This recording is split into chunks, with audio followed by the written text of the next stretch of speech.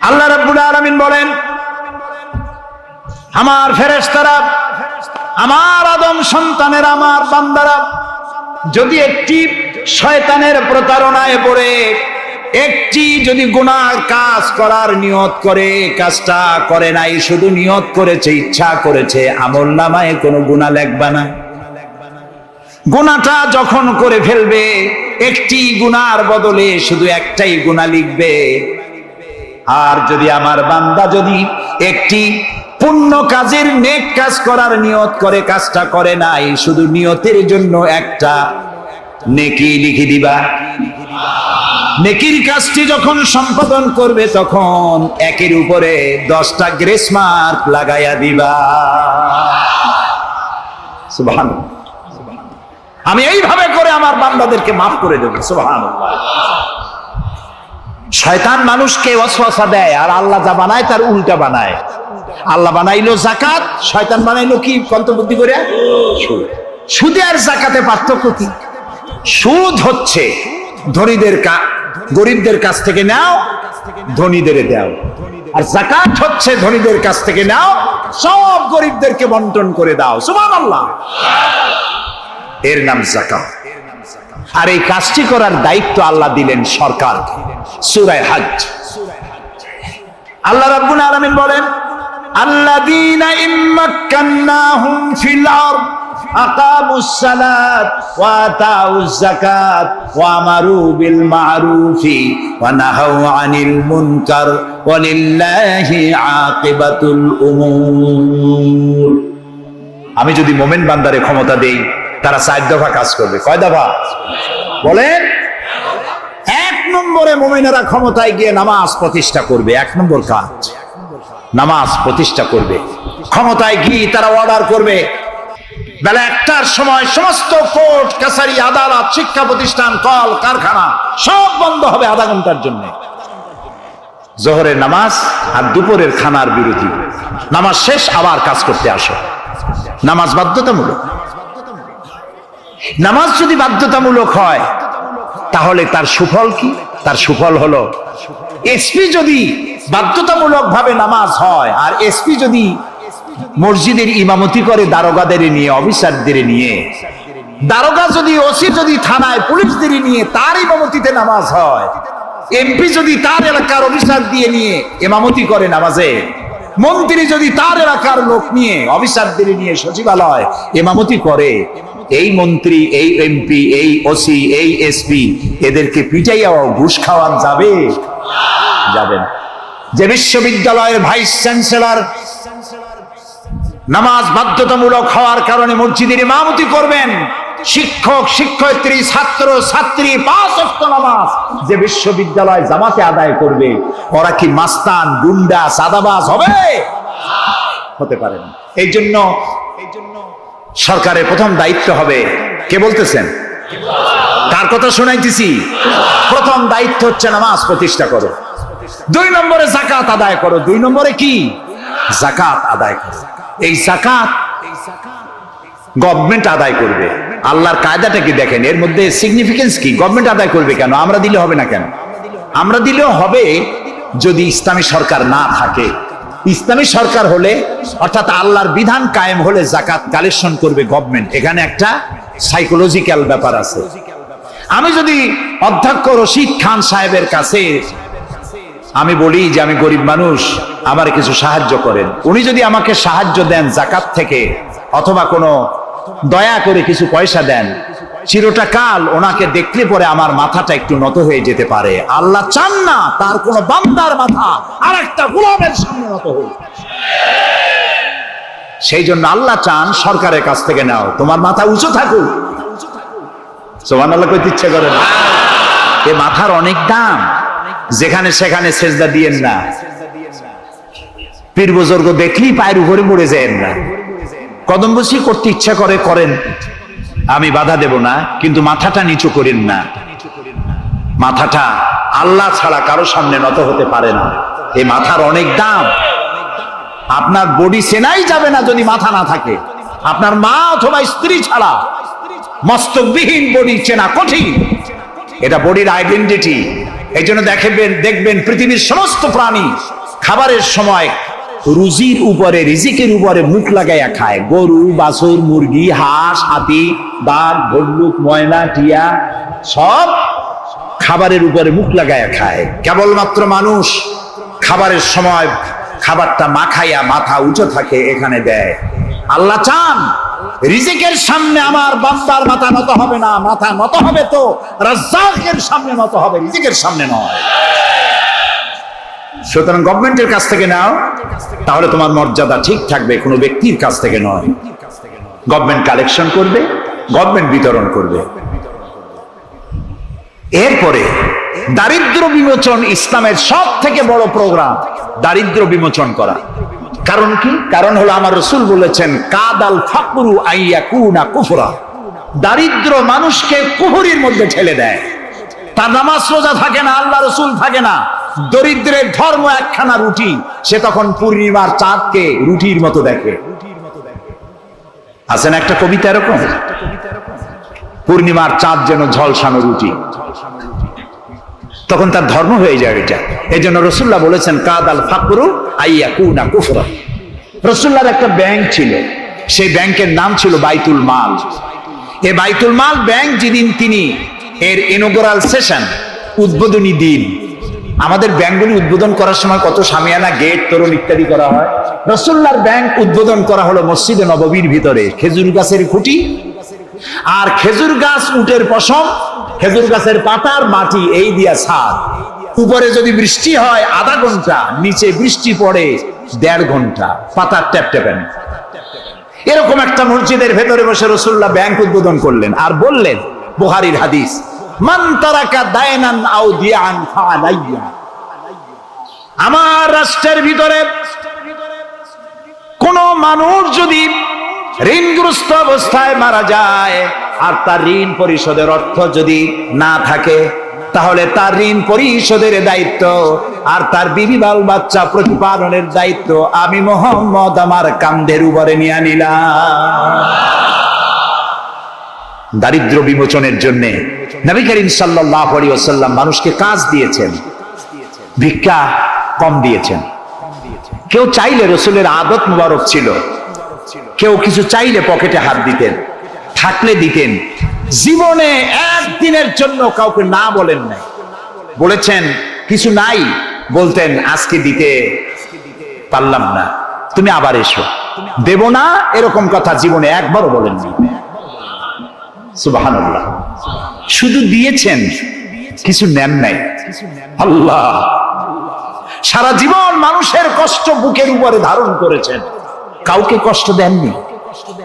ক্ষুধার্ত মানুষের দুয়ারে দুয়ারে গেছেন, নিজে ক্ষুধায় কষ্ট করেছেন। হযরত আবু বকর, ওমর মসজিদে নববীর ভেতরে বসে অসময় বসে আছেন। রাসূলুল্লাহ দিনের বেলা জিজ্ঞেস করলেন, তোমরা এই অসময় এখানে কেন? তারা বললেন, আমরা ক্ষুধার্ত, 2-3 দিন কিছু খাই না। রাসূলুল্লাহ বললেন, আমারও তো একই অবস্থা, চলো।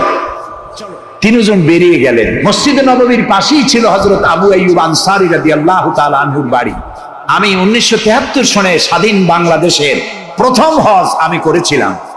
4733 টাকা ছিল বিমানের ভাড়া। তখন মসজিদে নববীর পাশেই ছিল আবু আইয়ুব আনসারী রাদিয়াল্লাহু তাআলা আনহুর বাড়ি। সেই বাড়িতে গেলাম, ওইখানে একটা বাক্সের ভিতরে, একটা গ্লাসের বাক্সের ভিতরে ছিল রাসূলের ব্যবহার করা তরবারি, তীর আর ধনুক। আমি বহুত চেষ্টা করছিলাম গ্লাসটা উঠাবার জন্য, কারণ এটা সেই তরবারি, সেই তীর, সেই ধনুক যেখানে আমার রাসূলের হাতের পরশ লেগেছিল। যদি ধরতে পারতাম প্রাণ করে একটা চুমা দিতাম। এই বাড়িতে গিয়ে রাসূলুল্লাহ উপস্থিত হলেন। আবু আইয়ুব আনসারী 3 জন মেহমান, এর থেকে শ্রেষ্ঠ মেহমান আছে? স্ত্রীকে বললেন, তাড়াতাড়ি একটা ছাগল জবাই করো, রুটি বানাও। তিনি চলে গেলেন বাগানে, বাগান থেকে কিছু খোরমা আনলেন। হাদিস শোনাচ্ছি, গল্প নয়। কিছু খোরমা এনে রাসূলের সামনে রাখলেন। রাসূলুল্লাহ বললেন, এর মধ্যে কাঁচা, পাকা, আধা পাকা 3 পদের খাজুর, আমি কোনটা খাবো? হযরত আবু আইয়ুব বলেন, 3 প্রকারের খেজুরে আপনি হাত দিবেন, কারণ আপনার হাত যেই প্রকারের খেজুরের গায়ে লাগবে আমার বাগানে আল্লাহ রাব্বুল আলামিন সেই খেজুরে বরকত দিয়া দিবেন। কিছুক্ষণ পরে রান্না হয়ে গেল, রাসূলের সামনে গোশত আসলো, রুটি আসলো।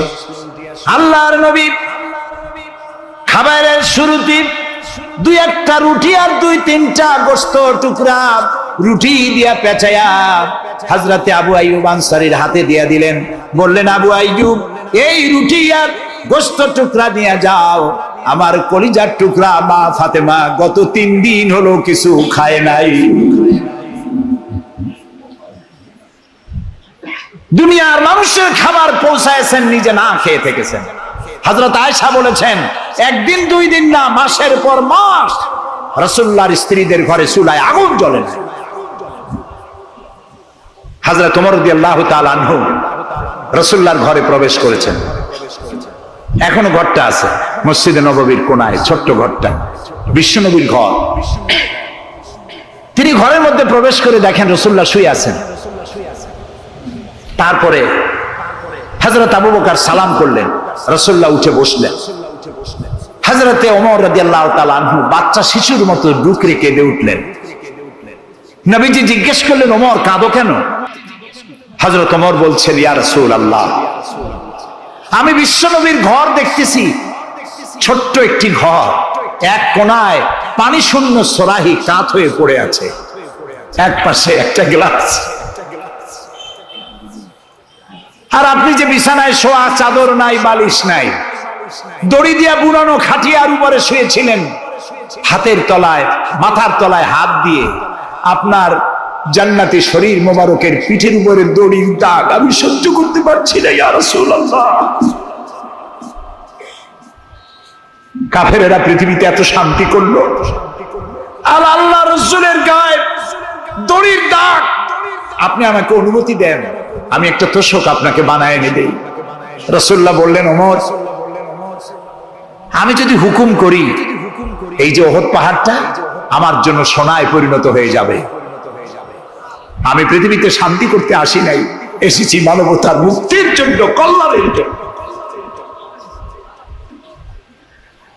নবী করিম সাল্লাল্লাহু আলাইহি ওয়াসাল্লাম এই যাকাতের বিধান কায়েম করলেন।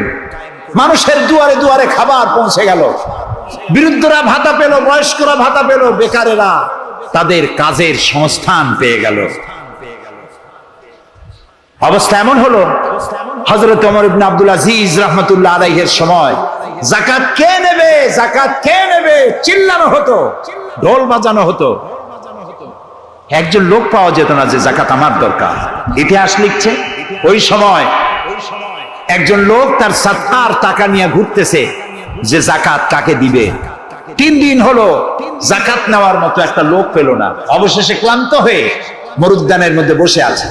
কিছু সময় পর দেখলো যে একটা লোক, ধুলায় ধূসরিত চেহারা, তিনি এসেছেন, হাতে একটা বড় টোপলা। এই লোকটি বলল, পথিক, আসসালামু আলাইকুম, আমি 3 দিন ঘুরলাম এই দেশে, একটা মানুষ পেল না যাকে আমি সদকার টাকা, যাকাতের টাকা দিতে পারি। আপনাকে মনে হচ্ছে গরিব মানুষ, জামা কাপড় ময়লা, আপনি আমার এই টাকাগুলি নিয়ে আমাকে উদ্ধার করুন। লোকটি বলছে, তোমার মাথা ঠিক আছে কিনা আমি জানি না, তুমি কি মনে করছো যে আমার এই বস্তার মধ্যে ছেঁড়া খাতা? তোমার ওই টোপলায় যত টাকা, ওর থেকে অনেক বেশি টাকা আমার এই বস্তার ভিতরে। আমি 1 সপ্তাহ ঘুরতেছি, একটা গরিব মানুষ পাই নাই এই দেশে। এটি হলো যাকাতের কল্যাণময়তা, যাকাত ভিত্তিক অর্থ ব্যবস্থার কল্যাণময়তা। যারাই যাকাত দেয় না, অর্থকে সঞ্চিত করে, সোনা এবং রূপাকে সঞ্চয় করে, তাদের সম্পর্কে আল্লাহ কি বলছে? والذين يكنزون الذهب والفضة ولا ينفقونها في سبيل الله فبشرهم بعذاب أليم। যারা নাকি রৌপ্য এবং স্বর্ণ সঞ্চয় করে, আমার রাস্তা খরচ করে না, মানে গরিবদের দেয় না, সঞ্চিত করে রাখে, তাদের জন্য কঠিন পীড়াদায়ক শাস্তির সুসংবাদ দাও। প্রশ্ন উঠতে পারে, শাস্তির কি সুসংবাদ হয়? শাস্তির কি হয়? আল্লাহ সুসংবাদ বললেন কেন? এটা বোঝাবার জন্য ছোট্ট একটি দৃষ্টান্ত যথেষ্ট। মা যদি ছেলেকে কন্ট্রোল করতে না পারে, দারুণ দুষ্ট, মা তখন বলে দাঁড়া, তোর বাপ আসুক, আমি তারে নালিশ করবো, এমন পিট্টি দেবে তখন মজা টের পাবে। পিটাইলে কি মজা লাগে? তাহলে মজা বললো কেন? শাস্তির তীব্রতা বোঝাবার জন্য মজা শব্দ ব্যবহার করা হয়। এটা কোরআনে কারিমের বাগধারা। আল্লাহ তাআলা বলছেন তীব্র শাস্তির সুসংবাদ দাও। স্বর্ণ আর রৌপ্য জমা করে রেখেছো, যাকাত দাওনি। বহু মহিলার অসংখ্য সোনা রূপা আছে, যাকাত দেন না। কবে কালে ভদ্র একটা বিয়ে আসবে, সেই বিবাহে সজ্জিত হয়ে যাবেন, সারা বছরে যাকাত দিলেন না, এতগুলি সোনা আটকায় রাখলেন কেন? আল্লাহ চান না টাকা পয়সা পুঞ্জীভূত হয়ে থাকুক। কোরআন শুধু নামাজ রোজা নয়, দেখুন না আল্লাহ কি বলছেন। আল্লাহ বলছেন কায়লা ইয়াকুনা দুলাতাম বাইনাল আগনিয়াই মিনকুম। আল্লাহ বলছেন তোমাদের কিছু সংখ্যক ধনীদের মধ্যে তোমাদের সম্পদগুলি পুঞ্জীভূত হয়ে যাক, এটা আমি চাই না।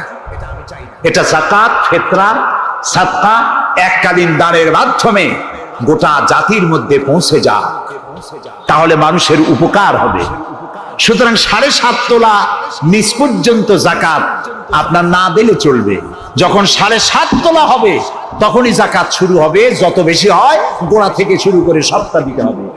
52 তোলা রূপা হলে যাকাত দিতে হবে। এই যাকাতের টাকা না দিয়ে যারা জমা করে রাখেন, শাস্তিটা কি হবে শোনেন। আল্লাহ শাস্তির ধরনও বলছে, ইয়াউমা ইউহমা আলাইহা ফি নারে জাহান্নাম ফাতুকওয়া বিহা জিবাহুম ওয়া জুনুবুহুম ওয়া যুহুরুহুম হাযা মা কানাসতুম লিআনফুসিকুম ফাযুকু মা কুনতুম তাকনিজুন। এমন একদিন আসবে যখন এই স্বর্ণ আর রৌপ্যকে জাহান্নামের আগুন দিয়ে জ্বালায়া সিল বানানো হবে, আর এই সিলগুলি তোমার কপালে, তোমার পার্শ্বদেশে, তোমার পৃষ্ঠদেশে সিল মারা হবে জাহান্নামের আগুন দিয়ে, আর বলা হবে হাদা মা কানাসতুম লিআনফুসিকুম, এই হলো তোমার সেই সব সঞ্চিত সম্পদ যা তুমি সঞ্চয় করে রেখেছিল, আল্লাহর রাস্তায় খরচ করো নাই। রাসূলের কাছে প্রশ্ন হয়েছে ওয়ায়াসআলুনাকা মাযা ইউনফিকুন, হে রাসূল আপনাকে প্রশ্ন করা হয় যে কি খরচ করব।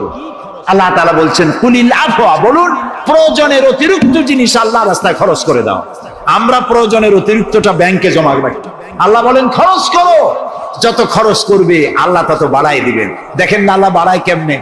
আল্লাহরে বিশ্বাস করেন যে আল্লাহ যে বাড়াইতে পারেন, এটা কি বিশ্বাস করেন?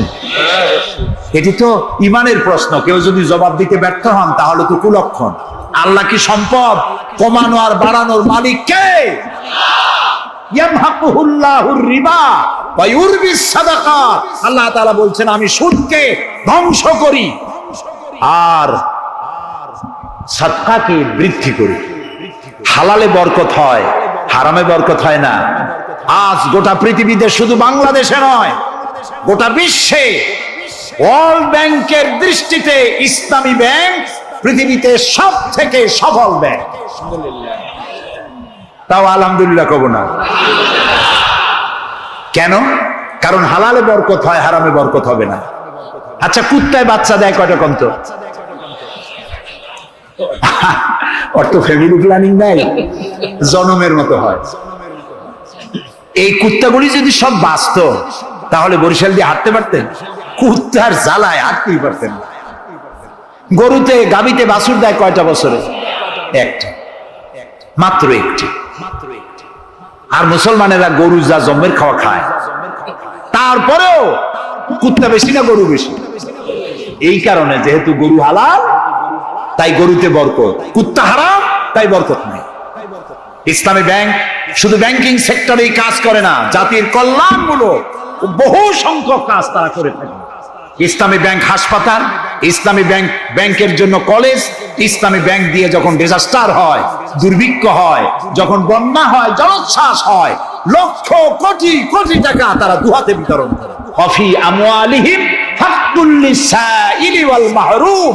আল্লাহ তাআলা বলছেন তোমার সম্পদের ভিতরে গরিবদের অধিকার আছে। গরিব তোমার করুণার পাত্র নয়, যাকাত দিয়ে আসো তার বাড়ি যায়। তবে শাড়ি আর লুঙ্গি দেওয়া কোনো অর্থবহ কাজ নয়।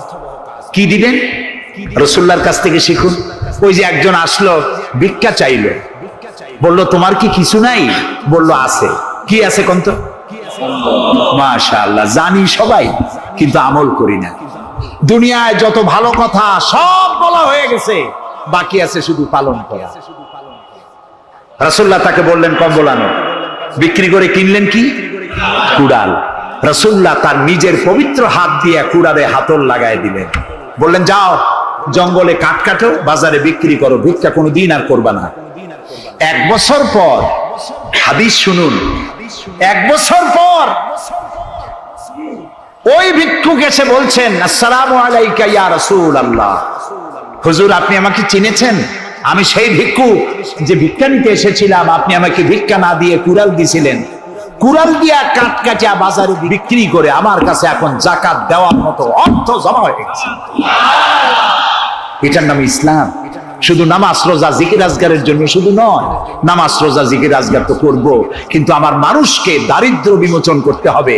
সুতরাং যাকাতের টাকা দিয়ে একটা শিক্ষিত বেকার যুবককে একটা কম্পিউটার কিনে দেন, একটা বিধবা মহিলাকে একটা সেলাই মেশিন কিনে দেন, তার সতীত্ব সে বাঁচাতে পারবে। ক্ষুধার জ্বালায় মানুষ যখন অসহনীয় পর্যায়ে চলে যায়, তখন সে দেহ ব্যবসার মতো নিকৃষ্ট পর্যায়েও চলে যায়। এজন্য ধনীরা দায়ী হবে আল্লাহর কাছে। কচু গাছ কাটতে কাটতেই মানুষ খুন করে। একটা এতিম বাচ্চা ক্ষুধার জ্বালায় ঘুরতেছে, ওই বাচ্চাটি আপনি তাকে একটু আদর করেন, পরে আপনি একটা চীনাবাদামের বাক্স কিনে দেন 50 টাকা 100 টাকা দিয়া, কিছু চীনাবাদামের পুঁজি দেন, একটা পানের খিলি বানাইয়া বিক্রি করার পুঁজি দেন, কয়েকটা বুট পলিশের কালি আর ব্রাশ কিনে দেন, সে রাস্তায় বসে জুতা পালিশ করবে।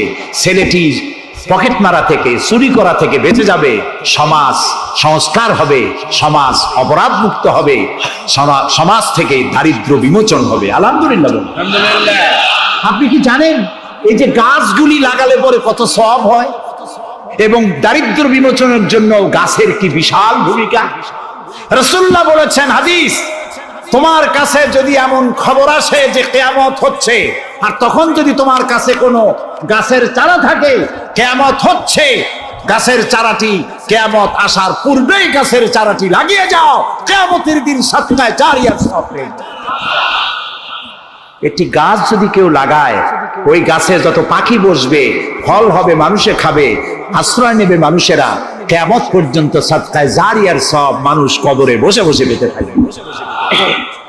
সব জায়গায় সওয়াব আর সওয়াব জানি না, খালি মনে করি ইল্লাল্লাহ ইল্লাল্লাহ বলতে পারলেই সওয়াব। আর খালি ইল্লাল্লাহ বলবেন বা কেন? যারা এই ধরনের জিকির করেন, আমার মনে দারুণ প্রশ্ন, জবাব খুঁজে পাই নাই। আল্লাহর কলেমাকে খণ্ডিত করে জিকির করার পারমিশন কোন হাদিস দিয়েছে? কে দিয়েছে এই পারমিশন? লা ইলাহা ইল্লাল্লাহ, এটা হলো পূর্ণাঙ্গ কালেমা, কমপ্লিট হচ্ছে মুহাম্মদুর রাসূলুল্লাহ। আফজালুল যিকর লা ইলাহা ইল্লাল্লাহ। কতক্ষণ লা ইলাহা ইল্লাল্লাহ, কতক্ষণ ইল্লাল্লাহ ইল্লাল্লাহ ইল্লাল্লাহ। এর অর্থ কি? আল্লাহ ছাড়া, আল্লাহ ছাড়া, আল্লাহ ছাড়া। আল্লাহ ছাড়া কি? কমন সেন্সের শুধু কমন বাদ দিয়া শুধু সেন্স যদি থাকে, কোন মুসলমানের এমন জিকির করা উচিত নয়। তবে common sense is very uncommon. দুর্ভাগ্য জাতি। প্রিয় ভাই সব, দারিদ্র বিমোচনের জন্য আল্লাহ তাআলা এসব ব্যবস্থা করে রেখেছেন। কাজ করে খাও, আয় থেকে দায় শোধ করো। আপনার পুকুর কেটে চতুর্দিকে পুকুরের কান্দায় পেঁপে গাছ লাগান, কলা গাছ লাগান। হাঁস পালেন, হাঁসগুলি পানিতে সাঁতার কাটবে, ভেতরে মাছ থাকবে, হাঁসের পায়খানা খেয়ে মাছ বড় হবে, হাঁস বড় হয়ে ডিম দেবে। এই ডিম বিক্রি করবেন, মুরগি বিক্রি করবেন, পেঁপে বিক্রি করবেন, কলা বিক্রি করবেন। মানুষের কাছে হাত পাতার চাইতে নিকৃষ্ট কাজ আর না। রাসূলুল্লাহ বলেছেন আল্লাহর কাছে এই রকমের হাতের চাইতে এই রকমের হাতের মর্যাদা বেশি। এইটার নাম কি? সাওয়া। বলেন এইটার নাম কি? এইটার নাম আল্লাহর কাছে এইটার কোনো দাম নেই, কোনো দাম নাই। আল্লাহর কাছে দাম এইটা। এই জন্য যারা শ্রমিকদের সম্পর্কে আমার রাসূল বলেছেন আল কাসিবু হাবিবুল্লাহ, যারা সহজে উপার্জন করে খায় ওরা আল্লাহর বন্ধু। আপনারা শ্রমিক না, সেই জন্য সুবহানাল্লাহ কইতে পারলেন না। আলহামদুলিল্লাহ বলে। রাসূলুল্লাহর হাদিস শোনাচ্ছি, আমি গাজী কালু চম্পাবতীর পুঁথি শোনাচ্ছি না। আল কাসেম হাবিবুল্লাহ, যে ব্যক্তি স্বহস্তে উপার্জন করে খায় সে আল্লাহর বন্ধু।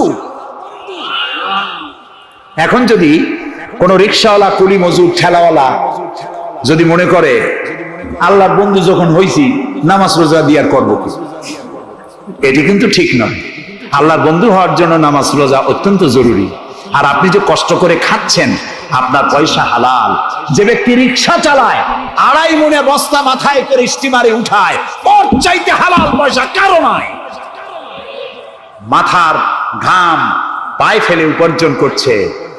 আপনি জানেন না যে দালানে যারা আছে খুব শান্তিতে নাই।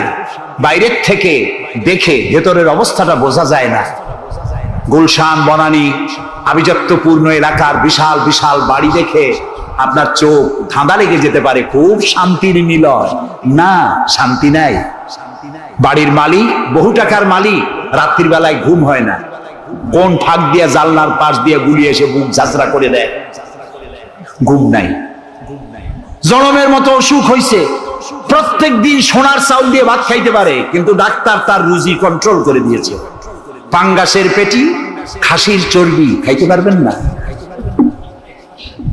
ভাত কম খাবেন। সকাল বেলায় ডিমের পুষ, দুপুর বেলায় 1 স্লাইস টুস, সন্ধ্যা বেলায় ফলের জুস, খাওয়া শেষ। কিন্তু তুমি মেয়া রিকশাওয়ালা, ঠেলাওয়ালা, কুলি মজুর, সারাদিন কাজ করে পোলার চাউল কিনতে পারো নাই, মোটা চাউল কিনেছো, খেসারির ডাল কিনেছো। একটু কিনে বাড়িতে বউ রান্না করেছে। আমি চোখে দেখা কথা বলি, আল্লাহ তাআলা এই বয়সে কম দেখান নাই। কমলাপুর রেল স্টেশনের বস্তি দেখেছি, অনেক বস্তি এলাকায় গিয়েছি। স্বামী বসে খাচ্ছে, ঘরমাক্ত রিকশা চালায় আসছে, 2.5 মনে বস্তা টানে আনছে। স্ত্রী খাবার তুলে দিচ্ছে, আরেকটু খাও, খুব কষ্ট করেছো, আরেকটু খাও। ওর ঘরে ফ্যান নাই, কাপড়ের আঁচল দিয়ে স্বামীর কপাল মুছে দিচ্ছে, আরেকটু খাও, এত কষ্ট করো তুমি। ওর ঘরে ফোমের বিছানা নাই, চটের মতো শক্ত বিছানা, বালিশ নাই, ইটের মতো শক্ত, কাপড়ের একটু কভার দাও। এরকম একটা বালিশের উপরে সারাদিনের শ্রান্তি আর ক্লান্তি নিয়ে আর ঘুমায় গেছে। কোন ওষুধ খাওয়া লাগে নাই, এমন ঘুম আসছে ওর নাকের গর্জনে ট্রাকের ইঞ্জিন ফেল। শান্তি কি বড় লোক হলে হয়? শান্তি দেওয়ার মালিক আল্লাহ। শান্তি দেওয়ার মালিক কে? আল্লাহ। এই জন্যে এই শান্তি আসবে যদি সঠিকভাবে, সুষ্ঠুভাবে আল্লাহ পাকের দেওয়া এই বিধানগুলি আমরা যদি সমাজে কায়েম করতে পারি, তাহলে এটি সম্ভব। আমার দেশে এখন যদি যাকাতের টাকা কালেকশন করা হয়, তাহলে আমরা একটা হিসাব করেছি। আমি একটা ব্যাংকের সাথে জড়িত আছি, আপনারা জানেন বোধহয়, ইসলামী ব্যাংক। এর জন্ম লগ্ন থেকে আমি আছি এর সাথে। সেই হিসেবে আমরা একটা জরিপ চালাইছি।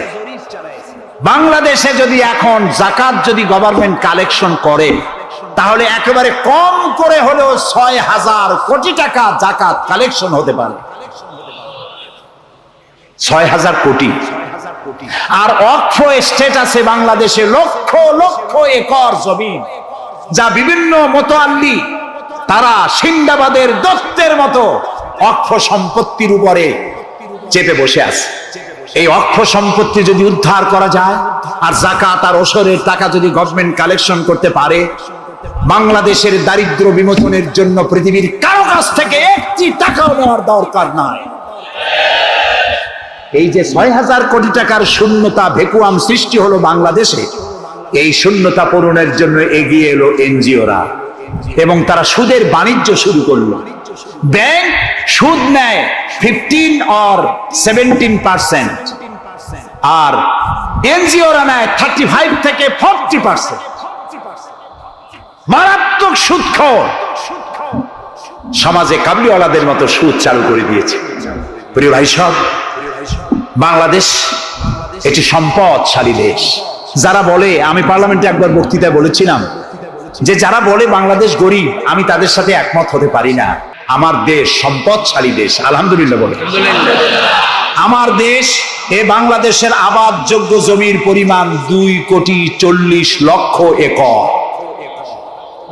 আলহামদুলিল্লাহ বলবেন না?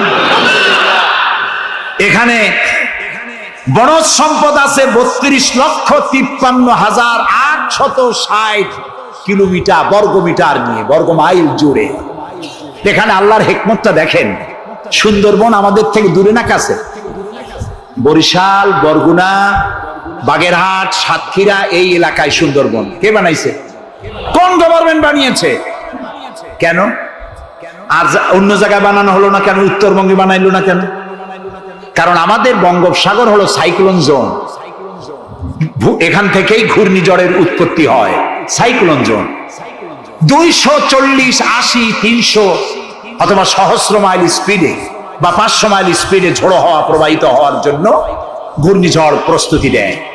আবহাওয়া বার্তা দিয়ে তা শোনানো হয়। উপকূলীয় এলাকায় যদি আল্লাহ তাআলা সুন্দরবন তৈরি না করতেন, তাহলে সমুদ্রের ঘূর্ণিঝড়ের প্রথম ধাক্কায় কুয়াকাটা, পটুয়াখালী, বরগুনা, সাতক্ষীরা, পিরোজপুর, বাগেরহাট, বরিশাল প্রথম ধাক্কায় উড়ে চলে যেত। আল্লাহ তাআলা কি দয়া, সুন্দরবন বানাই দিয়ে প্রোটেক্টেড করেছেন। তাও আমরা সুবহানাল্লাহ বলবো না। এই সুন্দরবন রক্ষার জন্য গভর্নমেন্ট পাহারাদার লাগিয়েছে, কিন্তু পাহারাদারেরা নিজেরাই রক্ষকরা হইছে ভক্ষক, জন্মের খাওয়া খাইতেছে।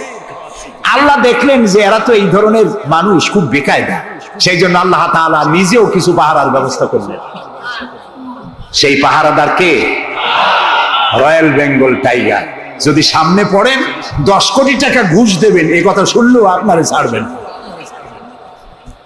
যাতে বংশানুক্রমে পৃথিবীর মানুষ, দেশের মানুষ এগুলি ভোগ দখল করতে পারে। আল্লাহ সেই জন্য পাহারাদার রেখে দিয়েছেন। সুবহানাল্লাহ। আমার দেশে রয়েছে পানি সম্পদ। বাংলাদেশের ছোট বড় 250টি নদ নদী আছে, যেগুলির দৈর্ঘ্য 3,200 বর্গ মাইল। আছে পানি সম্পদ, আছে পশু সম্পদ, আছে মৎস্য সম্পদ, সর্বোপরি আছে এই বাংলাদেশের 14 কোটি মানুষের 28 কোটি হাত।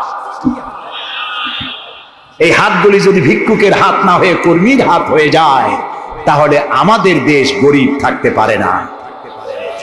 আমার দেশের সম্পদের অভাব নাই, যথেষ্ট সম্পদ আছে, শুধুমাত্র ইকুয়াল ডিস্ট্রিবিউশন নাই। সৎ এবং যোগ্য নেতৃত্বের অভাবে এই চরম দুরবস্থার সৃষ্টি হয়েছে। আরো হয়েছে রাজনৈতিক প্রতিহিংসার কারণে। তা না হলে আমরা পৃথিবীর মধ্যে দাঁড়ায় যেতাম। যুদ্ধ বিধ্বস্ত জাপান কোথার থেকে কোথায় গেল? উত্তর কোরিয়া আমেরিকাকে চ্যালেঞ্জ করছে। থাইল্যান্ড যারা নারী ব্যবসা করে জীবন বাঁচাইতো, সেই থাইল্যান্ড এখন, আমি মেলবোর্ন ইউনিভার্সিটিতে আমার প্রোগ্রাম ছিল, যাওয়ার সময় ব্যাংকক হয়ে গেলাম। একটি হোটেলে আমার থাকার জায়গা ছিল। 30 কিলোমিটার লম্বা ফ্লাইওভার ব্যাংককে। বিল্ডিং গুলি দেখতে হলে এরকম তাকালে মাথা টুপি পড়ে যায়, এত উঁচু উঁচু বিল্ডিং। সিঙ্গাপুর কোত্থেকে কোথায় গেল? আমরা যে তিমিরে ছিলাম সেই তিমিরেই রয়ে গেল। আমাদের বুঝতে হবে, আমার ইসলাম দারিদ্র্যের বিকাশের জন্য আসে নাই, দারিদ্র্য বিমোচনের জন্য এসেছে। সুন্দর একটি সমাজ বিনির্মাণের জন্য ইসলাম এসেছে, এবং তা গণতান্ত্রিক প্রক্রিয়ার মধ্য দিয়ে। নবী করিম সাল্লাল্লাহু আলাইহি ওয়াসাল্লাম যদি বলতেন ইন্তেকালের সময় যে আমার মেয়ে নেতৃত্ব দিবে, আমার নাতি নেতৃত্ব দিবে, বলেন কার বাবার হিম্মত ছিল এটার প্রতিবাদ করার? তিনি কি তা করেছেন? না। ইন্তেকালের সময় জিজ্ঞাসিত হয়ে তিনি বললেন, আমার পরে তোমাদের মধ্যে যিনি বেশি যোগ্য, খোদাভীরু, আল্লাহকে ভয় করে, তেমন লোককে তোমরা নেতা নির্বাচিত করো। আবু বকর রাদিয়াল্লাহু তাআলা তাই বলেছেন, ওমর, ওসমান, আলী তাই বলেছেন। সুবহানাল্লাহ বলুন। ওয়া আমরুহুম শুরা বাইনাহুম, এটি হলো গণতন্ত্র। তোমরা তোমাদের পরামর্শ ভিত্তিতে তোমাদের রাষ্ট্র সমাজ পরিচালনা করো। সুবহানাল্লাহ বলে। কে বলে কোরআন শুধুমাত্র একটি ধর্মগ্রন্থ, বেদ আর বাইবেলের মতো? নিশ্চয়ই নয়। কোরআন একটি পূর্ণাঙ্গ জীবন বিধান, যা মানুষের জীবনের কথা বলে। এ মাসটার নাম কি? আরবি। আরবি মাসের নাম কি? মুহররম। এটি সেই মাস যে মাসে খেলাফতকে প্রতিষ্ঠার জন্য রাসূলের কলিজার টুকরা নয়নের পুতুল ইমাম হোসেন কারবালার ময়দানে শাহাদাত বরণ করেছিল, রাজতন্ত্রের বিরোধিতা করেছিল। হযরত ইমাম হোসেন তিনি দেখতে পেলেন 680 খ্রিস্টাব্দে সিরিয়ার দামেস্কে এজিদ ক্ষমতা দখল করলো অগণতান্ত্রিক পদ্ধতিতে, এবং সরকারি মালের কোনো হিসাব নাই, অডিট নাই, স্বৈরাচারী কায়দায় তিনি ক্ষমতা দখল করে মদিনার আহলে বায়াত যারা মদিনার নেতৃবৃন্দকে তার আনুগত্য করার জন্য বাধ্য করল। ইমাম হোসেন যে মায়ের পেটে এসেছেন, যে পিতার পেটে জন্মে এসেছেন, যে নানার কোলে বড় হয়েছেন, তিনি কি এই দৃশ্য চোখে দেখতে পারেন? তিনি বললেন আমি কুফায় যাব। কুফার লোকেরা দাওয়াত দিল, তিনি কুফায় রওনা করবেন। মদিনার লোকেরা হাতে পায়ে ধরলো, কুফায় আপনি যাবেন না। তিনি বললেন আমি কোন ক্রমে এজিদের বশ্যতা স্বীকার করব না, আমি এর বিরোধিতা করবই। মাত্র 72 জন লোক নিয়ে তিনি কুফার দিকে অগ্রসর হলেন। এই 72 জনের মধ্যে 40 জন পুরুষ আর 32 জন নারী আর শিশু। তিনি যখন কারবালা প্রান্তরে পৌঁছে গেছেন, ইবনে জিয়াদ কুফার গভর্নর, তিনি বাধা দিলেন, বললেন আমার দরবারে হোসেনকে হাজির করো। ইমাম হোসেন বললেন যে ব্যক্তি আল্লাহর আখিরাতকে অস্বীকার করেছে, রাসূলকে অস্বীকার করেছে, আমি তার সামনে জীবন থাকতে যাব না। রাতারাতি ইয়াজিদ 6000 সৈন্য পাঠিয়ে দিল। ইমাম হোসেনের সাথে লোক কত? মাত্র 72। 6000 লোক কি যুদ্ধ করা লাগে 72-এর সাথে? শুধু যদি মার্চ করে পায়ের তলায় পিছে 72 জন শেষ হয়ে যাবে। হযরত ইমাম হোসেন রাতের বেলায় সঙ্গীদের বললেন, ও আমার সাথীরা, ইয়াজিদ আমার শির চায়, আমাকে চায়, আমার সঙ্গে থেকে তোমরা তোমাদের জীবনকে বিপন্ন করো না, তোমরা সবাই ফিরে চলে যাও মদিনায়। সাথীরা বললেন, ইমাম আজকে যদি আপনাকে ছেড়ে জীবনের মায়া নিয়ে মদিনায় ফিরে যাই আর আপনার যদি শাহাদাত নসিব হয়, তাহলে কিয়ামতের দিন আল্লাহ নবীর সামনে আমরা কি জবাব দেব? আমরা আমাদের জীবন দিয়ে আপনাকে পাহারা দেব। সকালবেলা যুদ্ধ শুরু হয়ে গেল। জোহরের নামাজ আসতে না আসতে 40 জন পুরুষ শাহাদাত বরণ করলেন। এখন একজন পুরুষ বেঁচে আছেন, ইমাম হুসাইন। তাঁবুর ভিতরে স্ত্রী এবং অন্যান্য মহিলাদের কাছ থেকে বিদায় নিতে এসেছেন। তোমাদেরকে আল্লাহর হাওয়ালা করলাম, আমি যুদ্ধে চলে যাচ্ছি। আমার চোখের সামনে আমার নানাজির দান্দার মোবারক শহীদ হওয়া ইসলাম, সাহাবীদের রক্ত দেওয়া, জীবন দেওয়া ইসলাম, খেলাফত মিটে যাবে পৃথিবী থেকে, রাজতন্ত্র প্রতিষ্ঠা হবে, আমার জীবন থাকতে আমি তা হতে দেব না। স্ত্রী এগিয়ে এলেন, বললেন হুসাইন, জিহাদের ময়দানে থেকে আমি আপনাকে বিরত থাকতে বলবো না, তবে একটি দাবি আছে। এই যে ছোট্ট দুগ্ধপোষ্য শিশু, গত কয়েকদিন হলো ঘরে খাবার নাই, পানি নাই, আমার বুকে দুধও নাই, এই ছোট্ট বাচ্চাটিকে একটু পানির ব্যবস্থা করুন। ইমাম হুসাইন কলিজার টুকরা সন্তানকে 2 হাতে উঁচু করে এজিদি সৈন্যদের সামনে এসেছেন। এজিদি সৈন্যরা, আমার হাতের দিকে তাকাও, এটি রাসূলের আওলাদ, আমার কলিজার টুকরা সন্তান। ফোরাতের অফুরন্ত পানি প্রবাহিত হচ্ছে, একটু ফোরাতের কুলটা ছেড়ে দাও, ওর একটু পানি পান করাই। আমার সাথে তোমাদের শত্রুতা থাকতে পারে, এই নিষ্পাপ বাচ্চার সাথে তো কোনো শত্রুতা থাকার কথা নয়। তার এই আবেগপূর্ণ কথা এজিদি সৈন্যদের কলিজায় স্পর্শ করলো না। তারা বিষাক্ত তীর নিক্ষেপ করলো।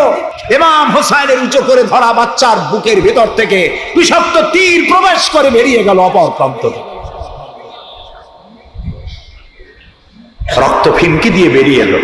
ইমাম হোসেন 2 হাতে আজলা ভরে সেই রক্ত চেহারায় মাখতে লাগলেন আর বললেন, কলিজার টুকরা সন্তান, সালেহ আলাইহিস সালামের উটনির রক্তের চাইতে তোমার রক্ত পবিত্র। হযরত সালেহ আলাইহিস সালামের চাইতে রাসূলুল্লাহর মর্যাদা অনেক বেশি, তুমি তার আওলাদ। বাচ্চাকে কোলে করে নিয়ে স্ত্রীর কাছে গিয়ে বললেন, স্ত্রী, এই নাও তোমার বাচ্চা, ঠান্ডা হয়ে গেছে, এমন পানি পান করেছে কিয়ামত পর্যন্ত পানি পানি বলে তোমারে আর বিরক্ত করবে না। ইমাম হোসেন লড়াই করলেন ময়দানে, বহু সংখ্যক সৈন্য হতাহত করে ফোরাতের কুল উন্মুক্ত করে ঘোড়ার পৃষ্ঠ থেকে নেমে এক আজলা পানি তুলেছেন, পানি পান করবেন। মুখের কাছে যখন আকণ্ঠ তৃষ্ণার্ত পিপাসার্ত হোসাইন মুখের কাছে পানি নিয়েছেন, হঠাৎ ভেসে উঠল মনের পর্দায়, একটু আগে আমার কলিজার টুকরা সন্তান এই পানির অভাবে চলে গেল। 40 জন মানুষ বিদায় হলো, এক ফোঁটা পানি দিতে পারলাম না, এই পানি আমি কেমনে খাই? হাতের থেকে পানি পড়ে গেল। অশ্বের পৃষ্ঠে আরোহণ করলেন, চতুর্দিক থেকে তীর আর তরবারি আসতে লাগলো। ইমাম হোসেন বললেন, থামো, একটু থামো, তোমরা কাকে তীর বিদ্ধ করছো? আমি কি তোমাদের রসুল মুহাম্মদ সাল্লাল্লাহু আলাইহি সাল্লামের নাতি নই? আমি কি তোমাদের রসুলের কলিজার টুকরা মা ফাতেমার নয়নের মণি নই? কেমন করে আমার গায়ে তোমরা তীর মারো? উম্মে সালমা, আমাদের মা উম্মে সালমা রাদিয়াল্লাহু তাআলা আনহা, সকাল বেলায় 11ই মুহররম সকাল বেলায় তিনি ঘরে বসে কাঁদতেছেন। কয়েকজন প্রতিবেশী মহিলা এসে বলছেন, মা আপনি কাঁদেন কেন? তিনি বলছেন, আজকে রাত্রে আমি স্বপ্ন দেখেছি রাসূলুল্লাহ আমার বাড়ি এসেছেন। আমি দেখতে পেলাম আল্লাহ রসুলের চোখ দিয়ে পানি পড়ছে, দাড়ি মোবারক ধুলা মাখা, বুক কাটা বলি। আমি জিজ্ঞেস করলাম, ইয়া রাসূলুল্লাহ আপনি কাঁদেন কেন? মুখখানা মলিন কেন? দাড়ি মোবারকে ধুলাবালি কেন? রাসূলুল্লাহ বললেন, উম্মে সালমা তুমি জানো না আমি এইমাত্র কারবালা থেকে এসেছি। আমি দেখে এলাম আমার কলিজার টুকরা হুসাইনের শির মোবারক তার দেহ থেকে বিচ্ছিন্ন করে ঘোড়ার পদতলি, ঘোড়া দিয়ে পদদলিত করা হয়েছে তার দেহ মোবারক। ইসলাম এত সহজে আসে না, অনেক রক্ত পাড়ি দিয়ে এসেছে ইসলাম। হযরতে হোসাইনের মস্তক মুবারক ইয়াজিদি সৈন্যরা একটা প্লেটে করে নিয়ে কুফার গভর্নর ইবনে জিয়াদের সামনে রেখেছে। ইবনে জিয়াদ চেয়ারে বসা, সিংহাসনে বসা, ইমাম হোসাইনের মস্তক মুবারক তার পায়ের কাছে রেখেছে। কলঙ্কিত ইতিহাস, কি করে আমি শুনাই আপনাদেরকে? ইবনে জিয়াদ চেয়ারে বসে পায়ের কাছে রাখা ইমাম হোসাইনের ঠোঁটের উপরে লাঠি দিয়ে নাড়তেছে। হযরত যায়েদ রাদিয়াল্লাহু তাআলা আনহু 80 বছর বয়স, তিনি বলছেন, ইবনে জিয়াদ এতক্ষণ যা করেছো মুখ বুজে সহ্য করেছি, কিন্তু এখন যেটা তুমি করতেছো পায়ের কাছে কার বাধা? তুমি যে ঠোঁটের উপরে লাঠি দিয়া নাড়তেছো, আমি যায়েদ আমি দেখেছি রাসূলুল্লাহ 1000 বার এই মুখের উপরে চুমা খেয়েছে। তোমার বেয়াদবি বন্ধ করো। প্রিয় ভাই সব, রাজতন্ত্র নয়, পরামর্শ ভিত্তিক সমাজ ব্যবস্থা প্রতিষ্ঠার জন্য আল্লাহ তাআলা ইসলাম দিয়েছেন, দ্বীন দিয়েছেন। সেই জীবন ব্যবস্থা ইসলাম আজকে এই পৃথিবীতে মুসলমানদেরকে সন্ত্রাসী জাত হিসেবে চিহ্নিত করার জন্য, উগ্র জাতি হিসেবে, সহিংস জাতি হিসেবে, অগণতান্ত্রিক জাতি হিসেবে প্রমাণিত করার জন্য পাশ্চাত্য শক্তি তারা নবী করিম সাল্লাল্লাহু আলাইহি সাল্লামের ব্যঙ্গচিত্র এঁকে দুনিয়ায় ছড়িয়ে দিয়েছে।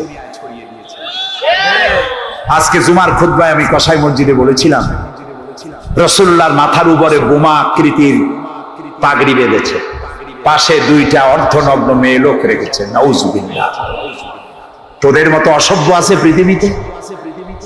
ডেনমার্ক, আমেরিকা, ইউরোপ, তোমরাও কি মানুষের মতো কাজ করেছো? বিশ্ব নবী পৃথিবীতে সব দিয়েছেন, কিছু নেন নাই। তাকে অপমান করার অর্থ হচ্ছে মানব সভ্যতাকে অপমান করা। রাসূলকে অপমান করার ক্ষমতা কারো নাই। তার সম্মান পাহাড় সমান নয়, তার সম্মান আকাশ সমান নয়। রাসূলের সম্মান আল্লাহর আরশ পর্যন্ত। আল্লাহ তার আরশে আজিমে কাউকে দাওয়াত দেন নাই, বিশ্ব নবীকে দাওয়াত দিয়েছিলেন। আমি আমার বরিশালবাসীদের বলবো, মুসলমানদেরকে ধৈর্য ধারণ করতে হবে, আরো সংযমী হতে হবে। ইসলাম সর্বশ্রেষ্ঠ জীবন ব্যবস্থা। এই কল্যাণময় জীবন ব্যবস্থা প্রতিষ্ঠার জন্য এগিয়ে আসতে হবে মুসলমানদেরকে, সকলকে, হিন্দুদেরকেও। হিন্দু, বৌদ্ধ, খ্রিস্টানদের বলি, আমার প্রিয় ভাইয়েরা, আপনাদের মধ্যে আমাদের মধ্যে পার্থক্য খুবই কম। হিন্দুরা বলেন এক ব্রহ্মা, দ্বিতীয় নাস্তি, আমরা বলি লা ইলাহা ইল্লাল্লাহ, কথা প্রায় কাছাকাছি। আপনারা পুনর্জন্মে বিশ্বাসী, আমরা পুনরুত্থানে বিশ্বাসী। এই কোরআন শুধু মুসলমানদের জন্য নয়। আপনার ইসলাম কবুল করা লাগবে না। আমি ইউরোপ, আমেরিকা, অস্ট্রেলিয়া, আফ্রিকায় যখন অমুসলিমদের মধ্যে বক্তৃতা করি তখন বলি আপনাদের মুসলমান হওয়া লাগবে না। যে ধর্মে আছে সে ধর্মে থেকেই যদি কোরআন বর্ণিত আইন যদি মানেন, আপনি শান্তি পাবেন, দুনিয়ায় শান্তি পাবেন, আখিরাতে। পরকালেও শান্তি পাবেন কিনা আল্লাহ ভালো জানেন, তবে দুনিয়ার শান্তি তো পাবেনই। কোরআনের আইন সকলের জন্য প্রযোজ্য। ইসলামের ব্যাখ্যা দিচ্ছিলাম, ইন্নাদ-দীনা ইনদাল্লাহিল ইসলাম। ইসলামের চাইতে কল্যাণময় জীবন ব্যবস্থা পৃথিবীতে আর নাই। বলেন সুবহানাল্লাহ। মা বোনদেরকে বলবো, আসুন ইসলামকে জানি, ইসলামকে বুঝি, ইসলামের সাথে নিজেদেরকে সম্পৃক্ত করি। এটি শুধুমাত্র নামাজ, রোজা, হজ, যাকাতের ধর্ম নয়। নামাজ, রোজা, হজ, যাকাত সহ অর্থনীতি, সমাজনীতি, রাষ্ট্রনীতি সবকিছুর সমন্বয় একটা জীবনের স্কিম, একটি পরিকল্পনা যা দিয়েছেন আল্লাহ তাআলা। সুবহানাল্লাহ। আমাদের দেশে ইসলাম এসেছে বড় বড় আলেম আর বড় বড় আল্লাহর ওলিদের মাধ্যমে ইসলাম এসেছে। হযরত খানজাহান আলী রহমতুল্লাহ আলাইহির কবর আছে না? কোথায়? বাগেরহাটে। খালি কুমির দেখেন না, ইতিহাস দেখেন। তিনি এসে, মানুষের খাবার পানি ছিল না, বড় বড় দিঘি কেটেছেন। এই ছিল তাদের কাজ। দিঘি কেটেছেন, পুকুর করেছেন, রাস্তা করেছেন, মসজিদ করেছেন। হযরত শাহজালাল রহমতুল্লাহ আলাইহি গৌর গোবিন্দের বিরুদ্ধে যুদ্ধ করা লাগে নাই, শুধু আযান দিয়েছেন আর তাদের মূর্তিগুলির কম্পন শুরু হলো। গৌর গোবিন্দ দৌড়াইয়া পলাইয়াও কুল পায় নাই, বিনা যুদ্ধেই দখল হয়ে গেছে সিলেট। আল্লাহ নবীর সাহাবী প্রশ্ন করেছেন, নবীজি, বান্দা কখন আল্লাহর নিকটবর্তী হয়ে যায়? নবীজি বলেছেন, বান্দা যখন সেজদা দেয় তখন আল্লাহর বান্দার মাঝে কোনো হিজাব থাকে না, একদম আল্লাহ পাকের নিকটবর্তী হয়ে যায় বান্দা যখন সেজদায় পড়ে যায়। সুতরাং নামাজ হচ্ছে নিকটবর্তী হওয়া, সালাত এটা হচ্ছে নিকটবর্তী হওয়া। নামাজ ফরজ হওয়ার কারণ হচ্ছে এই যে মানুষ আল্লাহর বান্দা বা গোলাম হিসেবে সৃষ্টি হয়েছে, তাই একমুখী হয়ে এর বন্দিগি করা এটা হচ্ছে তার স্বাভাবিক একটা প্রকৃতি। আল্লাহ রাব্বুল আলামিন এই প্রকৃতির দাবি মিটাবার জন্যই নামাজের ব্যবস্থা করেছেন। মানুষের ফিতরত, মানুষের নেচার, মানুষের ফিতরত হচ্ছে এই যে কারো না কারো কাছে মাথা নত করা, হাত জোড় করা, মাথা নত করা, সার্বভৌমত্বের মালিক কাউকে মনে করা। হাত জোড় করতে হলে, মাথা নত করতে হলে, সার্বভৌমত্বের মালিক হিসেবে কাউকে গ্রহণ করতে হলে আল্লাহর বিকল্প কেউ আছে নাকি? ইসলামের মূল দাওয়াতটা হলো ফিতরাত অনুযায়ী দাওয়াত দেওয়া হয়েছে। মানুষ যেন মাথা নত করে, গোলামি করে। এজন্য আল্লাহ রাব্বুল আলামিন বলেছেন যে আমি মানুষ এবং জিনকে সৃষ্টি করেছি, তার কারণটাই হলো মা খালাকতুল জিন্না ওয়াল ইনসা ইল্লা লিয়াবুদুন। মানুষ আর জিন জাতিকে সৃষ্টি করা হয়েছে ইবাদতের জন্য, গোলামির জন্য। ইবাদত আর গোলামি এটাই করতে হবে। গোলামি করতে হবে, দাসত্ব করতে হবে। আর এই দাসত্ব, আল্লাহর আনুগত্যই গোলামির দাওয়াত দিয়েছেন দুনিয়ার সব নবীরা। কোন নবী বলেন নাই যে আমার গোলামি করো। কেউ বলেছেন? বলেন জোরে, কেউ বলেছেন? আল্লাহ পাক বলেন, ওয়ালাকাদ বা'আসনা ফি কুল্লি উম্মাতির রাসূলা আন ইবুদুল্লাহা ওয়াজতানিবুত তাগুত। প্রত্যেক জাতির জন্য আমি রাসূল প্রেরণ করেছি। তারা মানুষকে দাওয়াত দিয়েছেন এই কথা বলে যে এক আল্লাহর গোলামি করো, তিনি ছাড়া কোনো ইলাহা নাই, আইনদাতা নাই, বিধানদাতা নাই, তার গোলামি, তার সামনে মাথা নত করো। নামাজ হচ্ছে তাওহীদের অবশ্যম্ভাবী এক বহির্প্রকাশ। তাওহীদের জন্য তাওহীদবাদী মানুষ যারা, তাদেরকে নামাজ আদায় করতেই হবে। আকীদা বিশ্বাসের দিক থেকে তাওহীদ যদি হয় পুরা দ্বীনের মূল উৎস, তাহলে আমলের দিক থেকে নামাজ হচ্ছে পুরা দ্বীনের মূল ভিত্তি। নামাজ হচ্ছে আমলের মূল ভিত্তি। এর বাস্তবায়ন ছাড়া দ্বীন পূর্ণ হয় না। নামাজ মুমিনের কেবলমাত্র একটি উত্তম আমলই নয়, বরং নামাজ হচ্ছে ঈমানের মূল ভিত্তি। যার কাছে নামাজ নাই তার কাছে কিছুই নাই। রাসূল করিম সাল্লাল্লাহু আলাইহি ওয়াসাল্লাম বলেছেন যে নামাজ যে ব্যক্তি পড়ে না, আল্লাহ পাকের সাথে তার কোনো সম্পর্ক বাকি থাকে না। সুতরাং এই নামাজটা হচ্ছে যে একমাত্র একাগ্র চিত্তে আদবের সাথে আল্লাহর সামনে রুজু হয়ে যাও। কোরআনে কারীম বলছি, মুনিবিনা ইলাইহি ওয়াত্তাকুহু ওয়া আকিমুস সালাতা ওয়া লা তাকুনু মিনাল মুশরিকিন। তোমরা আল্লাহর দিকে রুজু হয়ে যাও এবং তাকে ভয় করে অন্যায় কাজ থেকে বিরত থাকো, আর নামাজ কায়েম করো, মুশরিকদের অন্তর্ভুক্ত হয়ে যেও না। নামাজ কায়েম করা, নামাজের আদেশ কোরআনে কারীমের মধ্যে আল্লাহ পাক বহু জায়গায় করেছে। ঈমানের পর নামাজই হচ্ছে সবচেয়ে বড় জরুরি।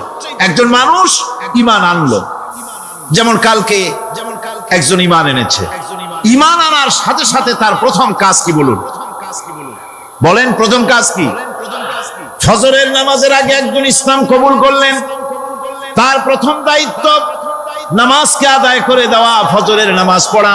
জোহরের আগে কেউ ঈমান আনলো, তার প্রথম দায়িত্ব জোহরের নামাজ আদায় করা। আসরের নামাজের আগে ঈমান এনেছে, তার প্রথম দায়িত্ব হলো আসরের নামাজ আদায় করা। তার মানে হলো ঈমান আনার পর একজন ঈমানদারের প্রথম দায়িত্ব হচ্ছে নামাজ। গুরুত্বপূর্ণ বিষয়, খুব ভালো করে শুনতে হবে, ইয়াদ রাখতে হবে প্রত্যেকটি মুসলমানের। এই নামাজ কি জিনিস, কেমনে আদায় করতে হবে, আদায় না করলে কি হবে, গুরুত্বপূর্ণ এই কথাগুলি প্রত্যেকের স্মরণ রাখতে হবে।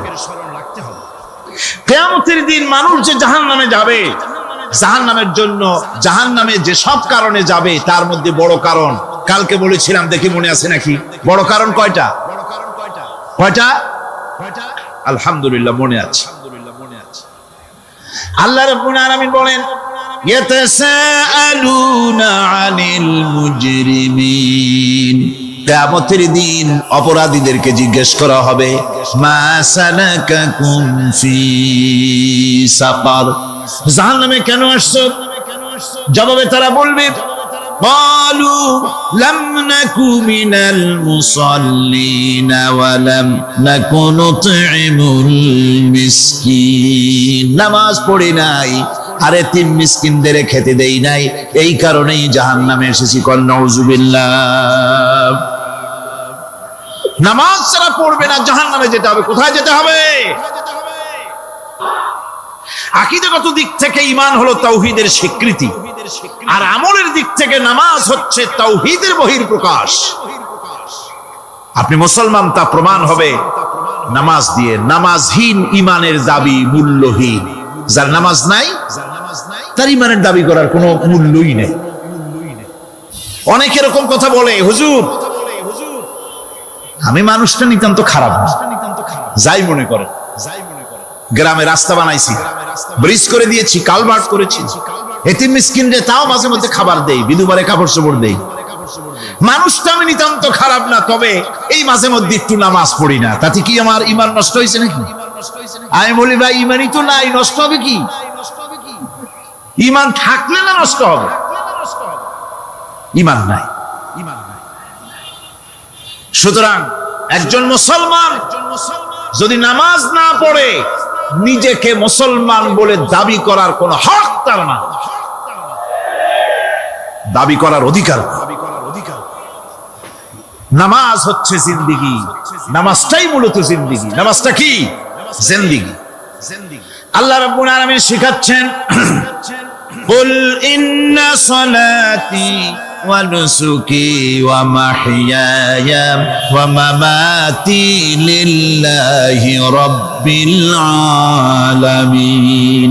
মুহাব্বতের সাথে সবাই পড়েন, কুল ইন্না সালাতি ওয়া নুসুকি ওয়া মাহইয়ায়া ওয়া মামাতি লিল্লাহি রাব্বিল আলামিন। বলো আমার নামাজ, বলো আমার নামাজ, আমার কোরবানি, আমার হায়াত, আমার মত সবকিছুই আল্লাহ রব্বুল আলামিনের জন্য নিবেদিত। আমার বেঁচে থাকা, আমার মরে যাওয়া সব আল্লাহর জন্য। সে আল্লাহ রব্বুল আলামিন, তার জন্য সবকিছু নিবেদিত করতে হবে। আল্লাহ পাকের গোলাম আমাদের বানিয়েছেন, আল্লাহ আমাদের গোলামি করা লাগবে। আর গোলামির নমুনা যাকাত দিয়া, হজ দিয়া, দান দিয়া, সদকা দিয়া, কোন জিনিস দিয়ে নামাজের মতো গোলামির উৎকৃষ্ট প্রমাণ বা নমুনা আর কিছুতে নাই। আমি যে গোলাম, তার উৎকৃষ্ট প্রমাণ হচ্ছে নামাজ। নামাজেই একটা মানুষ গোলামির অনুভূতিতে তাকে নিয়ে যায়। বাদশাহ হোক, মন্ত্রী হোক, পীর হোক, মওলানা হোক, মুহাদ্দিস হোক, বড় লোক হোক, গরিব হোক, পুরুষ হোক, নারী হোক, যাই হোক, নামাজে দাঁড়াইলো, একেবারে কান্দারে ধরিয়া কানের কাছে হাত দিয়া, হাত দুটো বাঁধিয়া মাথা নিচের দিকে দিয়ে দাঁড়ায় গেল। কিসের মতো? আসামির মতো, গোলামের মতো। সুবহানাল্লাহ। এদিক ওদিক তাকাইতে পারবা না, চোখটা থাকবে সেজদা যেখানে দিবা সেখানে। তাকানো নিষেধ, সেজদার দিকে তাকা। এরপরে যখন রুকুতে গেলেন, গোলামের নমুনা হয়ে গেল। গোলামের এরকম মাথা নিচু করে থাকতে হয় প্রভুর সামনে। গেলেন রাজা, বাদশা, বড় লোক, সব অহংকার চূর্ণ হয়ে গেল। নাক আর কপাল দিয়া আমার মাবুদের দরবারে মাথাটা লাগাই দিলাম জমিনের উপরে। সুবহানাল্লাহ। আমি আমার ভাষায় বলি, আমি আমার ভাষায় কথাটা এভাবে বলি, এই জমিনটা যদি কাগজ হয় আর আমার নাকটার কপালটা যদি কলম হয়, তাহলে আমি যে গোলাম দৈনিক 5 বার আমার নাক আর কপাল দিয়া জমিন নামক কাগজের উপরে, দাস খতের উপরে দৈনিক 5 বার নাক আর কপাল দিয়া সই করে দেই, আল্লাহ আমি তোমার গোলাম, আর কারো গোলাম নই। আমি একমাত্র তোমার গোলাম। ঘুমের থেকে উঠে সেজদা দিয়ে বলি, দুপুরের সময় কাজ ফেলাইয়া আরেকবার বলি, বিকেল আসার আগে আসরে আরেকবার বলি, দিন যখন শেষ হয় আরেকবার বলি, রাতে যখন শুতে যাই আরেকবার সেজদা দিয়া ঘোষণা করি, মাবুদ আমি তোমার গোলাম। সুবহানাল্লাহ।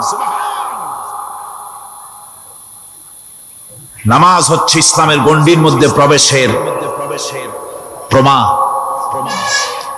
কোরআনে কারীম বলছে, ফাইন তাবু ওয়া আকামুস সালাতা ওয়া আতাউজ যাকাতা ফাইখওয়ানুকুম ফিদ্দীন।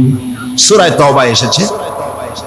তারা যদি তওবা করে আর নামাজ কায়েম করে, যাকাত যদি আদায় করে, তাহলে এখন তোমাদের সে দ্বীনি ভাই, এখন ভাই হয়ে গেল। একটু আগে ছিল কাফের, মুশরিক, এখন তোমার দ্বীনি ভাই। দ্বীনের গণ্ডির মধ্যে প্রবেশ করা, কলেমা পড়ার সাথে সাথেই নামাজ। নামাজ হচ্ছে দ্বীনের প্রধান গেট, দ্বীনের প্রধান তোরণ। দ্বীনের মধ্যে প্রবেশ করার জন্য এই গেট দিয়ে প্রবেশ করতে হবে। সুতরাং এই নামাজের এতই গুরুত্ব দেওয়া হয়েছে। ইসলাম যদি ক্ষমতায় আসে, আল্লাহ যেন এনে দেন, জোরে কোন আমিন। ইসলাম যদি ক্ষমতায় এসে যায়, রব্বুল আলামিন তাফসীরে মাহফিল, কোরআন সামনে নিয়ে আশা করে তোমার দরবারে দোয়া করি, এই বিশাল জনসমুদ্রের দোয়া কবুল করো মাবুদ গো, এই বাংলাদেশকে ইসলামের দেশ বানাইয়া দাও। দেশটা যদি ইসলামের হয়ে যায়, আইন যদি আল্লাহর হয়, শাসন যদি সৎ লোকেরা করে, রব্বুল আলামিন কোরআন শরীফে বলেন, তাহলে তারা 4টা কাজ করবে। আল্লাযীনা مكناهم في الأرض أقاموا الصلاة وآتوا الزكاة وأمروا بالمعروف ونهوا عن المنكر মুমিনেরা ক্ষমতা এসে প্রথম যে কাজটা করবে, প্রথমে ক্ষমতা এসেই নামাজ বাধ্যতামূলক করবে। প্রথম কি? ওয়াজ নসিহতে অনুরোধ করা হবে না, বাবাজিরা আল্লাহর রাস্তায় নামাজটা পড়েন না। রেডিও এবং টেলিভিশনের মাধ্যমে রাষ্ট্রপ্রধান অর্ডার করে দিবেন যারা আকেল বালিগ সকলের জন্য নামাজ বাধ্যতামূলক, নামাজ পড়তেই হবে, এটা অর্ডার। বেলা যখন 1টা বেজে যাবে, বেলা যখন 1টা বাজবে, সমস্ত মসজিদে আজান শুরু হয়ে যাবে। আজানের সাথে সাথে অফিস, আদালত, কল কারখানা, ক্ষেত খামার, শিক্ষাঙ্গন সব ডেডলক হয়ে যাবে। আধা ঘন্টার জন্য বন্ধ হয়ে যাবে। যারা মুসলমান অফিসে, কলেজে, ইউনিভার্সিটিতে, সর্বত্র তারা নামাজের জন্য প্রস্তুতি নেবেন। আধা ঘন্টার ভিতরে নামাজ আর খানা সেরে আবার কলেজ চলবে, বিশ্ববিদ্যালয় চলবে, কল চলবে, কারখানা চলবে, ক্যান্টনমেন্ট চলবে, সেক্রেটারিয়েট চলবে, সব আপন গতিতে চলতে থাকবে। আল্লাহর রহমত, বরকত আকাশ ফেরে নাজিল হয়ে যাবে। আর এই অর্ডার যে দেওয়া হবে, নামাজ পড়বেন, নামাজ পড়বেন সেখানে। থানায় যখন আজান হবে, থানায় আজান হয়ে গেছে, থানার স্টাফ, পুলিশ যারা আছে জামাতে খাড়া হয়ে যাবে, ইমামতি করবেন ওসি সাহেব। এসপির অফিসে এসপি সাহেব ইমামতি করবেন, ডিসি সাহেব তার অফিসে ইমামতি করবেন, মন্ত্রী সেক্রেটারিয়েট ইমামতি করবেন, প্রেসিডেন্ট বঙ্গভবনে ইমামতি করবেন, বিশ্ববিদ্যালয়ের ভাইস চ্যান্সেলরের ইমামতিতে সে জায়গার মুসলমান ছাত্র ছাত্রী, শিক্ষক শিক্ষয়িত্রী এক জামাতে নামাজ আদায় করবে। এই যদি হয় চিত্র দেশের, অপরাধ থাকবে? থানায় ওসি সাহেব নিজেই যদি জামাতের ইমামতি করেন, এইভাবে নামাজ আদায় করেন পুলিশদের নিয়ে জামাতে, ঘুষ আর খাবে তারা? এসপি সাহেবের অফিসে, ডিসি সাহেবের অফিসে মন্ত্রীরা যদি ভাবে নামাজ কায়েম করে, তাহলে কি অন্যায় অপরাধ কিছু থাকবে সমাজে? থাকবে না। সুতরাং নামাজ বাধ্যতামূলক করে দেওয়া হবে। নামাজ বাধ্যতামূলক, সকলকে নামাজ পড়তে হবে। নামাজ হচ্ছে অপকর্মের প্রতিবন্ধক। নামাজ পড়লে অন্যায় কাজ থেকে বাঁচার পর, অন্যায় থেকে বাঁচাই কিসে? নামাজ। আল্লাহ রাব্বুল আলামিন বলেন, উতলু মা উহিয়া ইলাইকা মিনাল কিতাবি ওয়া কিমিস সালাম ইন্নাস সালাতা তানহা আনিল ফাহশাই ওয়াল মুনকার। হে নবী, এই কিতাব তেলাওয়াত করো, যা তোমার প্রতি অবতীর্ণ করা হয়েছে, এই কিতাব তেলাওয়াত করো আর নামাজকে প্রতিষ্ঠা করো। নিঃসন্দেহে নামাজ মানুষকে পাপাচার থেকে বাঁচায়া দেয়। অশ্লীলতা, পাপাচার থেকে মানুষকে বাঁচায় কে? জোরে চিল্লায় কোন কে? এই নামাজ মানুষকে অন্যায় কাজ থেকে বাঁচায় দেয়। নামাজ যে মানুষকে অন্যায় কাজ থেকে বাঁচায়, কেমনে বাঁচায়? আমরা যে নামাজ পড়ি, এই নামাজে তো আমাদেরকে অন্যায় কাজ থেকে বাঁচাইতে পারে না। নামাজি বহুত মানুষ আছে অন্যায় করে, করে কিনা? কোন না করে না? করে। নামাজি অথচ অন্যায় করে। আর আল্লাহ বলছেন নামাজিকে, নামাজ তাকে অশ্লীলতা থেকে ফিরায়। তাহলে কথা কাটটা ঠিক?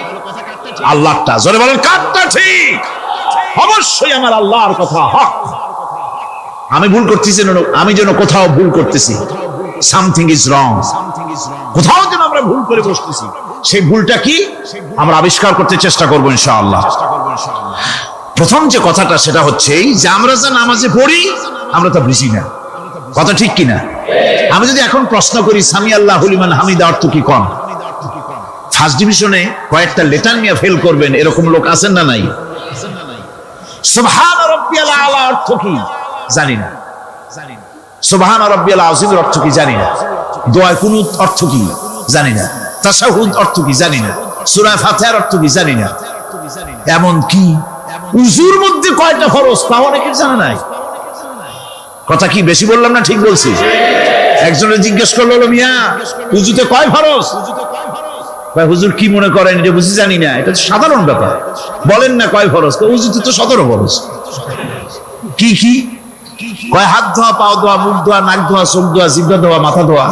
বলতে বলতে গুনে দেখা গেল প্রায় 19টার মতো বলছে। বলা হলো, মিয়া বললেন আপনি উজুতে ফরজ 17টা, কইলেন আপনি 19টা। কয় হুজুর জানি আরো, বলি না আপনাদের ভয়তে। উজু জানে না, নামাজ জানে না, তাকেই নামাজ কেমনে ফিরাবে অন্যায় কাজ থেকে? কথা বুঝতে পেরেছেন? নামাজে আল্লাহু আকবার বললাম, এরপরে সানা পড়লাম, তারপরে সূরা ফাতিহা পড়লাম। সূরা ফাতিহার ভিতরে যে সমস্ত কথাগুলি বললাম সেই কথাগুলি বুঝি না, কি বলেছি তাও জানি না।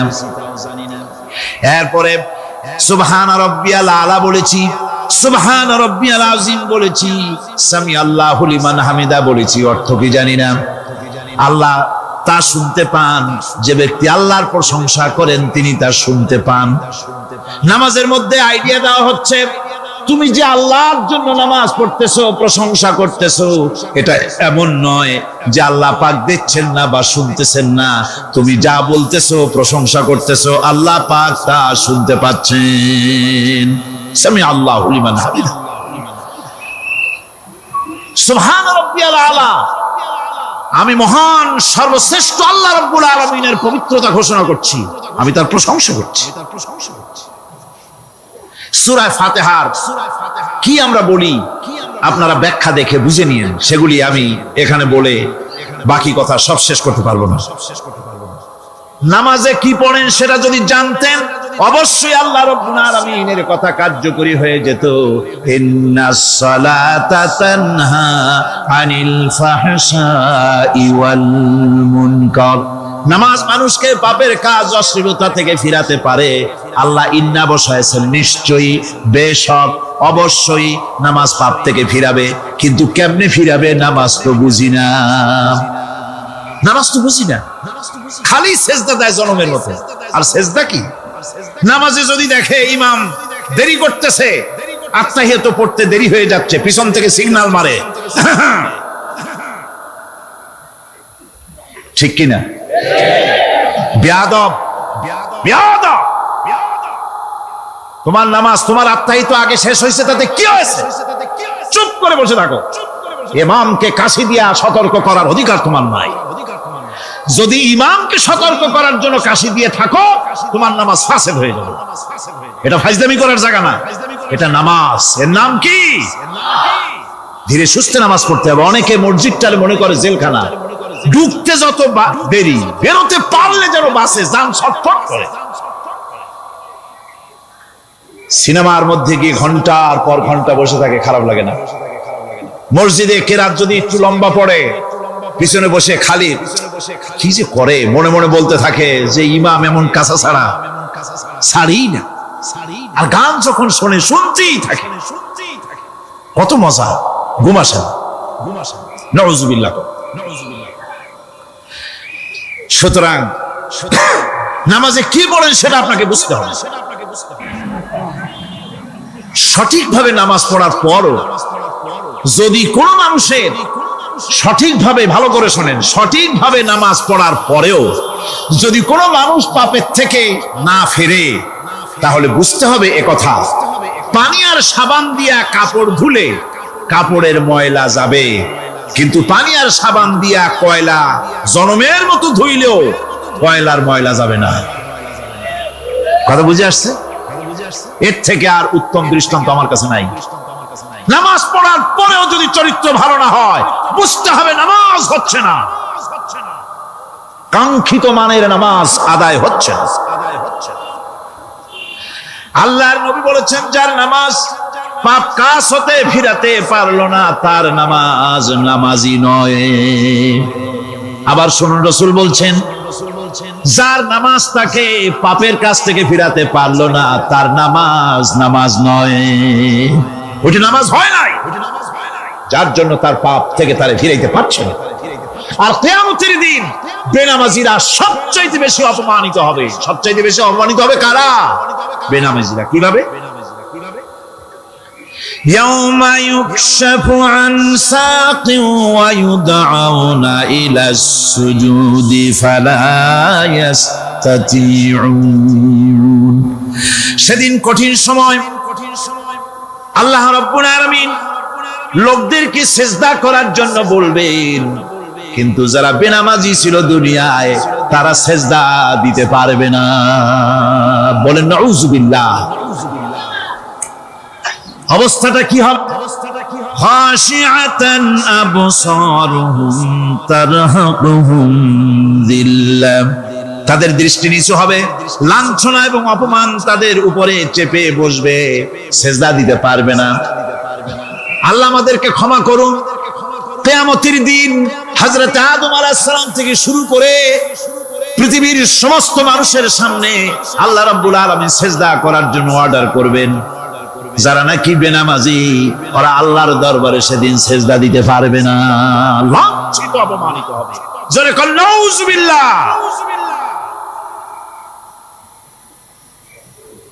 নামাজ, মুমিনের নামাজ একরকম, মুনাফিকের নামাজ হলো আর এক রকম।